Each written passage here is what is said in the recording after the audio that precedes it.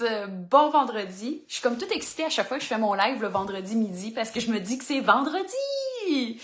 Fait qu'on commence la fin de semaine en force en vous parlant des glucides complexes versus des glucides plus raffinés. J'ai fait un post cette semaine justement sur le sujet avec, les meilleurs glucides. Mon but, c'était susciter de l'intérêt et ça a marché, je pense, parce que le monde a comme commencé à dire « Ah Val, je savais pas, qu'est-ce que tu sais... » Fait que je préférais faire un live sur le sujet. Donc, allô Hélène, de te connecter avec moi. Je suis bien contente. Sonia, bonjour, bienvenue sur le live. N'hésitez pas aussi tout le temps de déjà partager la vidéo, de liker, d'envoyer des cœurs. C'est tout le temps agréable de se faire motiver dans ce qu'on entreprend pour vous aider à acquérir votre santé optimale, vos objectifs. Bonjour Claudie, contente de t'avoir avec nous. Yes, j'ai des petites mains qui s'envoient là, fait que super. Donc, je vais démystifier les glucides complexes versus les glucides raffinés. Je l'expliquais, mais évidemment, sous forme de vidéo avec mes mains, ça peut toujours aider à mieux comprendre. Il y en a qui sont plus visuels que visuels ou en tout cas auditifs aussi, si on a un sens là.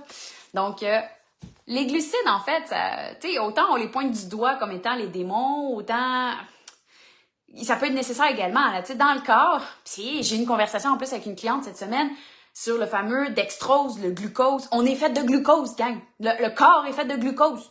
Puis s'il n'y a pas de glucose, c'est là qu'il va aller puiser dans vos réserves de gras ou de muscles pour faire la néoglucogénèse, pour avoir du glucose. Parce que le corps fonctionne avec des glucoses. Il a besoin de glucose. Fait que s'il n'y en a pas, il va aller en trouver. C'est vrai que quand il fait la néoglucogénèse, si mettons il utilise à ce moment-là le gras, il va faire des corps cétoniques. Puis là, les corps cétoniques peuvent faire d'autres bienfaits au niveau du cerveau, au niveau du cœur. C'est une autre discussion, ça sera un autre live. Moi, je veux juste me concentrer qu'on est fait de glucose. Hein? Le corps a besoin de glucose. Puis dépendamment de votre état de stress. Quand j'ai du monde qui sont plus dans un état de stress, puis j'aime pas dire ce mot, mais style burn-out, fatigue vraiment chronique, des fois de retirer les glucides à l'extrême, donc de se rendre jusqu'à une diète cétogène ou même carnivore si on veut, oui, ça peut donner plus d'énergie, mais pas pour tout le monde. Hein? Il n'y a rien qui marche pour tout le monde. Hein? C'est ça qui est dommage. Il n'y a rien de blanc, il n'y a rien de noir. Vraiment toute une zone grise. Il faut le personnaliser à vous-même. J'ai parlé d'une des vidéos que je vous invite à aller retourner voir sur personnaliser vos glucides. Hein? Quelle quantité de glucides je devrais consommer. C'est personnalisable à chacun. Mais ça, en pensant, j'ai des glucides que je préfère que d'autres. Il y a des glucides qui vont rentrer dans votre taux de sucre, qui va faire un pic de taux de sucre, puis après ça, un pic d'insuline pour venir rentrer ce taux de sucre-là dans vos cellules pour après ça, redescendre vers le bas.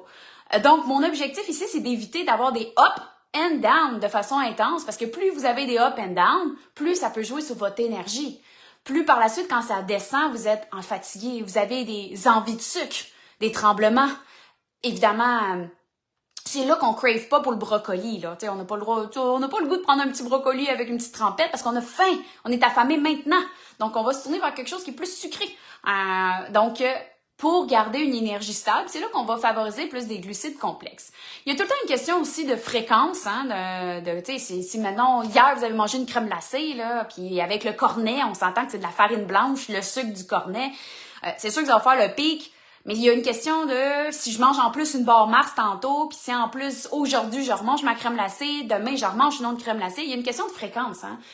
Fait que là, à un moment donné, je veux pas être pareil comme la Bible non plus devant vous. Là, fait que je veux juste comme dire que de façon idéale et fréquente, c'est-à-dire jusqu'à 75 et 80% du temps, je mets souvent sur mes glucides complexes. Qu'est-ce que ça mange, les glucides complexes? C'est les glucides qui vont rentrer plus lentement dans votre sang. Style les patates. Avec la pleure. La pleure est très importante parce que la partie fibreuse de la pleure va nous permettre de faire ralentir la vitesse à laquelle l'amidon qui est contenu dans la patate de rentrer dans la circulation sanguine. Donc, patate avec la pleure, patate douce avec la pleure, oui, la betterave avec la pleure, ça se cuit, hein, ça se cuisine. Fait que la betterave, navet, céleri rave, bon là j'enlève la pleure, les courges, toute la famille des courges également. Puis là, c'est là que la banane, plus elle est prête à faire du pain aux bananes, elle est noire, plus les glucides, il y a moins de glucides complexes, ça va rentrer plus rapidement. Encore là, une fois de temps en temps, si manger la banane qui est plus, mettons, prête à faire le pain aux bananes, justement, plus noir, c'est pas la fin du monde, mais j'essaie de viser plus vers le vert, parce qu'à ce moment-là, moi, je sens qu'elle me soutient plus longtemps au niveau de mon énergie, au niveau de ma concentration, je travaille beaucoup à l'ordinateur, je veux m'assurer de garder mon énergie, mon focus toute la journée. Donc, c'est comme ça que je me concentre plus vers des glucides complexes.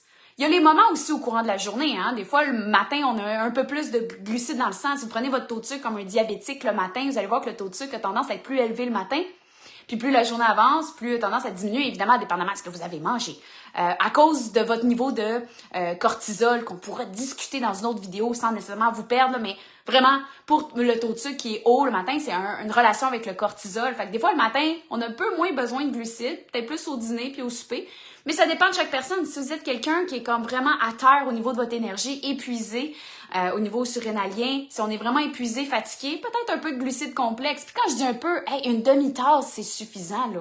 Je vous parle pas du gros bol de pâtes, là, puis je vous ai pas parlé de pâtes à la base, là, qui sont peut-être plus des glucides raffinés, qui vont faire monter votre taux de sucre, puis redescendre drastiquement par la suite.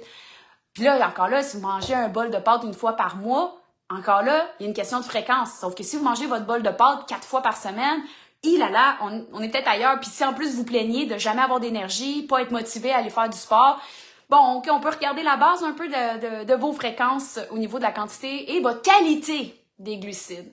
Donc, d'où mes glucides plus complexes pour faire monter moins rapidement votre taux de sucre, mais vraiment plus stabilisé par la suite.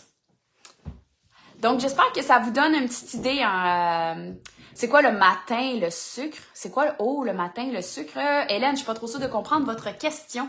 Donc, ça dépend. Si vous dites que vous vous piquez, si vous parlez du taux de sucre en règle générale, c'est sûr que s'il est déjà à 5,5 le matin, c'est déjà haut, là. Fait que je sais pas à quel point vous regardez vos recommandations, mais ça, vous pouvez aller faire une recherche sur le web, marquer le taux recommandé. Diabète Canada va vous le donner. Fait que ça pourrait vous donner une idée. Diabète Québec aussi vont vous le donner pour avoir plus les ranges idéales en fonction du moment de la journée ou près des repas. Donc, si je récapitule, puis je regarde en même temps si j'ai des questions, des choses qui rentrent, mais fait que si je récapitule, il y a des glucides peut-être plus qui va faire maintenir votre niveau d'énergie au courant de la journée. Pour éviter en fait d'avoir des up and down. Donc comme vous voyez les farines blanches ou autres, c'est peut-être pas ça que je prône également pour faire un up par la suite parce qu'après ça va redescendre. Tandis que mes glucides complexes vont faire peut-être plus monter tranquillement le taux de sucre au courant de la journée pour le garder stable au courant de la journée. La barre Quest, là, on rentre plus dans des glucides plus érythritol et compagnie, là, les sucres édulcorants. Donc, il n'y a pas vraiment de glucides complexes dedans nécessairement ou de glucides raffinés. Là. Donc, je dirais que, encore là, ce que vous pouvez faire si vous avez des produits transformés, c'est de regarder l'étiquette nutritionnelle. Vous pouvez regarder la quantité de glucides totale, moins les fibres, et moins la quantité d'érythritol, ça va vous donner le sucre résiduel.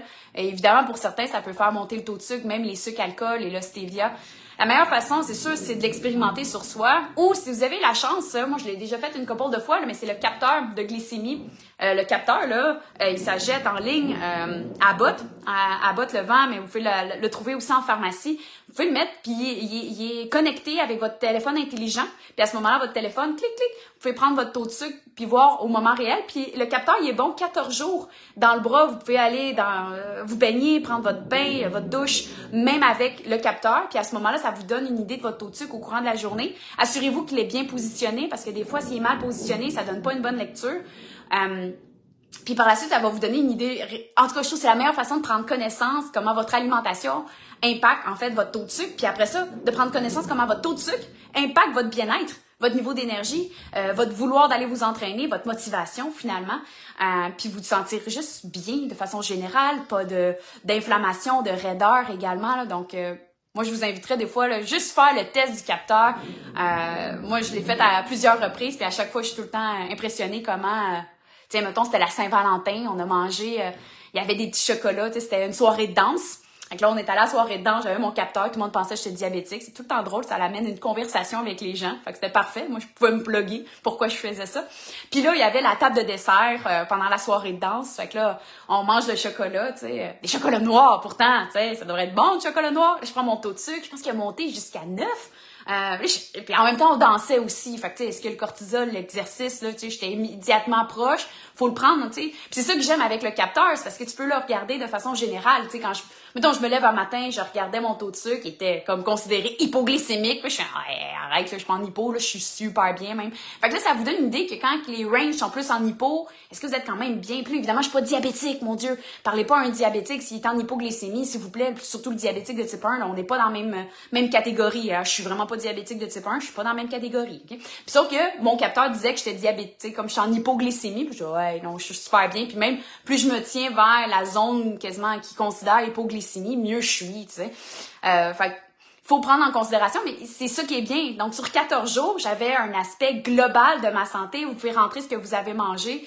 Fait que bref, je suis en train de faire de la pub pour le capteur d'Abbott, mais c'était pas mon objectif. Je fais pas d'argent dessus, mais vous pouvez très bien aller parler à votre pharmacien ou autre, puis vous le procurer sans nécessairement avoir une prescription. Là, c'est vous qui décidez de vous le procurer ou pas. Donc ça étant dit, c'est la meilleure façon pour voir comment, justement, on parlait de la barre Quest, mais comment la barre Quest peut t'affecter puis comment tu te sens dans le corps. Ben la meilleure façon, c'est le capteur, tu te mesures. C'est comme si tu joues au soccer avec ta santé, l'idée c'est d'avoir le score. Tu veux voir qui gagne en ce moment? Ben la meilleure façon, c'est peut-être de mesurer. Comme ça, tu vois qui gagne. Est-ce que c'est toi puis tes actions versus la nourriture, comment elle peut t'affecter dans le sang. Donc, j'espère que ça vous donne un outil supplémentaire dans notre émission Qui a du guts. N'hésitez pas à m'écrire vos commentaires, partager. On est là pour ça. Fait que j'espère que vous vous portez bien en ce beau vendredi. Puis je vous souhaite un beau week-end. Prenez soin de vous. Puis misez sur vos patates avec la pleure. À bientôt! Bye bye!